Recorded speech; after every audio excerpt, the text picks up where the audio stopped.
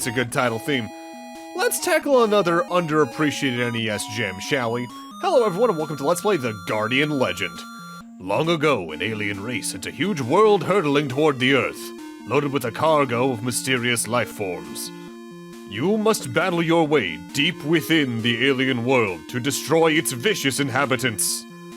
You are the Guardian of the Earth, and your saga will become The Guardian Legend. Alright, pretty decent plot synopsis, gets straight to the point, doesn't really mess around, so let's not mess around anymore ourselves, and get right on in with the new game. So starting off, Guardian Legend, which I'm probably not going to say that often by the way in that title, is a vertical shoot-'em-up. As usual for these, you go along a set pathway, and you fight enemies in a set pattern. Occasionally there are hazards along the way, depends on what specific game of this genre you have. For instance, right now it looks like we're in a tunnel, but you can go anywhere on the screen horizontally. The big thing we want to do right now is shoot as many things as we can to get our score up, as the higher our score gets in the game, brass tacks, your health does get higher. Speaking of which, that is what's on the bottom left there. We have 4 health right now, but something I should note, enemies do different amounts of damage to begin with depending on the enemy type. But also, I have 4 health, I technically have 5. In this game, 0 counts as a separate health point. It's one of those where technically it counts as no health points. Occasionally, when you destroy something, be it an enemy or otherwise, a lingering spark will appear that will eventually become a box. That is a container that will hold one of several different items. Sometimes it's health, sometimes it's ammo for special weapons. For right now, though, you're likely only going to get to see health, so you might as well grab it while you can. Also worth noting, most projectiles in the game can be destroyed, unlike some other shoot-'em-ups. So if you're ever in a point where you're in between a rock and a hard place, sometimes shoot the rock and it'll get destroyed. For right now, time for our first boss, which is a bunch of circular computer cannons that are gonna fire more projectiles at us. Effectively, they're just larger versions of the ones we saw for the past few seconds. Each one has its own separate health bar, and frankly, the best strategy here is to stay towards the bottom third of the screen, and then just scroll left and right, dodging bullets, shooting what you can along the way. Since the bullets can also generate health, if you see a container, pick it up, but it also depends on where that's located, because sometimes it might be a little bit out of the way. My favorite way to play this fight in specific is to try to take out the things in the back, and then the ones on the far left and right, because then I have effectively an entire U-shaped territory that I'm completely safe in across the screen. But hey, you might go a little more aggressive. You can't get straight up in their face because your fire rate in this game is dependent on the amount of bullets you can have on screen to begin with. So if you're up in something's face, you'll do more damage, technically, because you're doing more per second. A moment ago and right there, though, we got red orbs. Those increase your chip count. Chip in this game effectively is special weapon ammunition, but it also does a little more than that, as we'll talk about as we go. Generally, you want that to be as high as it can be at any given point in time, but you do have maximums depending on what your actions are in the game to begin with. For a first fight, though, this isn't a lot to write home about. It's pretty quick and easy. Sometimes the containers that drop items, though, can overlap each other, so watch out for that, because if that happens, you might be out of luck for health, technically. If someone is reading this, I must have failed. This star, Naju, was our home. But we were invaded by evil life forms. Everyone except me was killed. I'm going to try to activate the self-destruct device. If I fail, I would like you to do this test so this cannot happen to any other race. The self-destruct mechanism is protected by a safety device, which is located in the underground corridors. Remove each seal and go deep inside Naju. If you destroy all 10 safety devices, the self-destruct sequence will activate. I don't have much time. I hope this message will not be read by anyone. It will mean that I failed. So, Guardian Legend starts off as a shoot-'em-up, but it's a game of 2 genres. When we're not doing vertical shoot-'em-up action, we're in top-down adventure shoot-'em-up, effectively. There is a round creature in this room. It'll give you items in exchange for power chips. Chips are not just special weapon ammo, they're also your currency you can use at landers like this to get certain items. Using the 50 chips I got in that first stage, Corridor 0, we got ourselves the wave attack, which shoots a shockwave forward, pretty straightforward. Not that great, but it's good enough for an early game sub-weapon. So the structure of the game is pretty straightforward once you realize what's going on, because the game doesn't do a lot to explain itself. Effectively, we're now in a top-down Zelda dungeon that sprawls all over the place. There's a central area that's effectively a hub to the actual main areas, and you can tell which area you have to go to next by pausing the game and looking at the map on the left. There will be a flashing panel that is your destination. But my first duties are to actually loop around Area 0 here to grab what power-ups there are along the way. In this case, that's a red lander. Red landers increase the amount of chip you can hold. In this case, it increased it by 50, but that's not always going to be the case. And since we hit 100 chip, my buster has been effectively powered up, my blaster, rather. So now it shoots faster and has a wider range. Right there in that particular panel, we got ourselves our next sub-weapon, the multi-bullets, which fires a lot of bullets in the direction you're facing. Don't bother shooting those things on screen, by the way. They have way too much health for us right now, but we'll deal with them later. Worth noting, though, when you use your chips for anything, while you don't permanently lose them, in the case, say I have 100 chips right now, so I have the level 2 blaster, so to speak. If I go to 99 or below, I do demote back to the level 1 blaster until I get another chip to restore myself. Thankfully, those can be found in the various blocks around the area on top of enemy drops. Whenever you hear an alarm like that, you are on a stage that has a mini-boss. In this case, we got one of those things from Hyper Light Drifter as a slime. The way this mini-boss works is that it teleports to a place, will poke its head out when it's vulnerable, and then will poke its head back down to the ground and disappear. But when it teleports away, it does drop a slime enemy you need to kill. Thankfully, it doesn't have much HP, so it won't be on screen for long. Get right up its face, horizontally next to it, and it'll die pretty quickly. The game has a pretty good difficulty curve on the whole, where largely the start of the game starts pretty easy, but it does escalate from there. There's a few cases earlier on, though, where bosses start harder than they end. That there is a blue lander, which increases your max health. You start the game at 8 health, and every blue lander you find on top of every certain score threshold will increase your health further. The game does effectively have level ups just from killing enemies. With that said, this is not a max health run, because the amount of enemies in the game just going along the way are not enough to just reach the max health. I don't think I have ever or will ever max out my health in this game. It just takes too much, I think. For right now, though, since I have 100 chips, I'm coming up here to buy this item from this other blue lander. That, in specific, is the Area Blaster. The way you equip these weapons, by the way, is by pausing the game and highlighting them and then unpausing. Before I talk about the Area Blaster itself, though, down here, notably, is a great chip grinding location.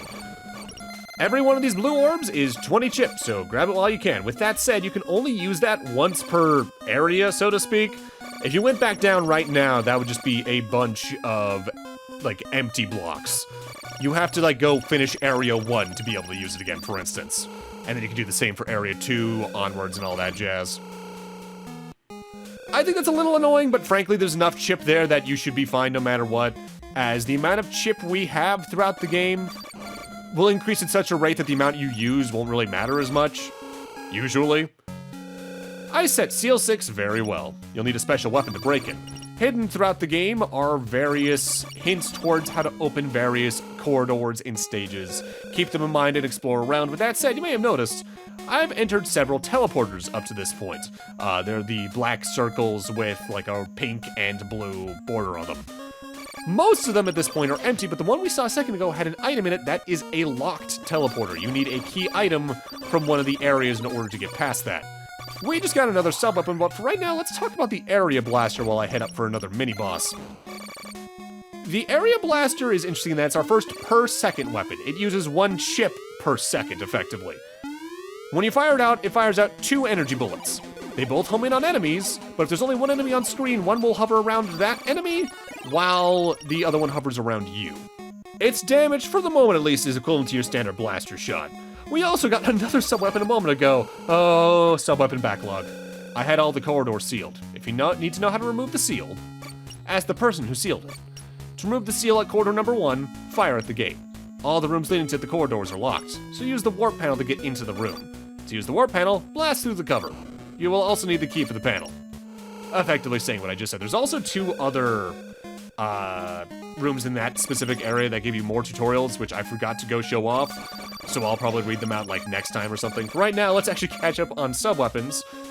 The one we got about a minute ago at this point is the Saber Laser, which is effectively a lightsaber that you hold in front of you to do a lot of damage. For the moment, it does twice your current gun power. Fire at this panel enough, and it will open, and thus we will be able to access Corridor 1.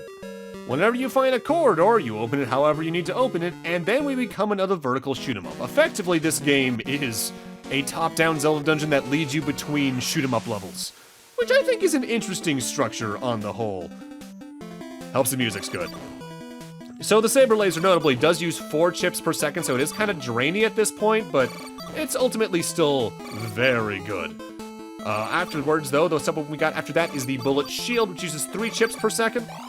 It's effectively a Mega Man shield that will circle around you. It does do damage about equivalent to your current blaster strength at the moment, but it's not a very good offensive weapon. It's better for defensive stuff, namely blocking enemy bullets. You can theoretically get up in an enemy's face with it to do some damage that way, but it's not the best use of your chips at this point, so I wouldn't really recommend it. So at this stage, notably one enemy we need to talk about is the, I guess, sunfish that are scrolling down the left and right side of the screen. The way they work is that whenever they get perpendicular to you, they will stop moving vertically and move horizontally towards you. And what's annoying about that is there can be enough of them on screen where you can kind of put yourself into some tight corners. They're the first thing you should target in this area overall. Otherwise, in this stage, we got the weird coral eyes that fire bullets that aren't too threatening. The seahorses are sort of the sunfish's cousins. Whereas the sunfish move vertically, then horizontally, the seahorses move horizontally until they're perpendicular with you, and then they make a beeline down towards your face, so watch out for that. An important thing to note as well, this is a vertical shoot 'em up where you have free roaming control. You can move in all 8 directions, so make sure to use that to your advantage to not just stay towards the bottom in the case there's a lot of enemies crowding you down there. On my first playthrough, I ran into that issue a lot where I was convinced I had to stay towards the bottom. And frankly, it's actually one of the reasons I usually prefer horizontal shoot 'em ups. Because for some reason I feel like it's easier to get a good judge of your space that way. For the moment though, let's actually talk about my history with the game. For one thing, this is not a game I had growing up. I first learned about this game through Pat the NES Punk, technically. Back in 2016, he published a book that's effectively a review, but also guide to at least the existence of every NES game, including unlicensed bootlegs and all that jazz by and large. And I think at some point in like 2017 or 18, I read through that to see what games looked interesting for me to both play in my own time and to potentially LP down the line. And this game leapt out at me pretty quickly from that, so I decided to try it on my own time, and hey, I had fun. I still haven't picked up a physical copy, and honestly, I probably should at some point, because it's a relatively cheap NES game at the moment. Most loose copies online I've seen are between, like, the $10 to $20 range. I think that's fair, honestly. I think I saw a boxed copy on eBay, like, last week when I was prepping to do the commentary for this, for, like, $70, which... a bit much, but better than it could be. Ugh. I used to collect a lot of retro games in like late high school, early college, but I've since stopped doing that because games themselves are $70 now, and that's way too expensive in order to keep doing both. For right now, though, time for our first real boss, really, Fleepa. It effectively bounces from the top of the screen down to the bottom to try and ram into you while barfing out a couple of squids at a time.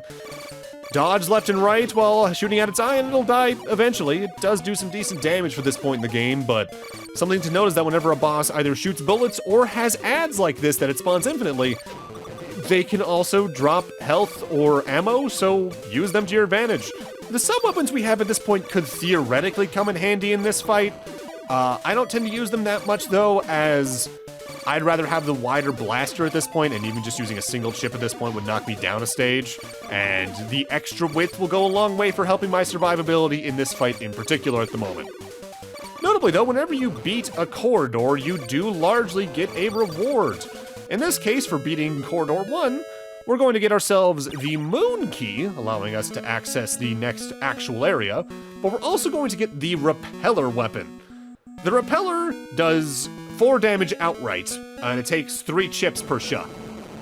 Effectively, it is a spiraling bullet that spawns at your location and travels forward in the direction you're facing. You can only have one on screen at a time, but it can be good enough in the shoot 'em up sections at clearing out of space, especially if you shoot it from the bottom. But with that, I'm gonna need to end this off here. Thank you guys for watching, and in part 2, we're gonna go clear Area 1 and a little beyond that to see what we can get to upgrade our arsenal along the way. See you guys then.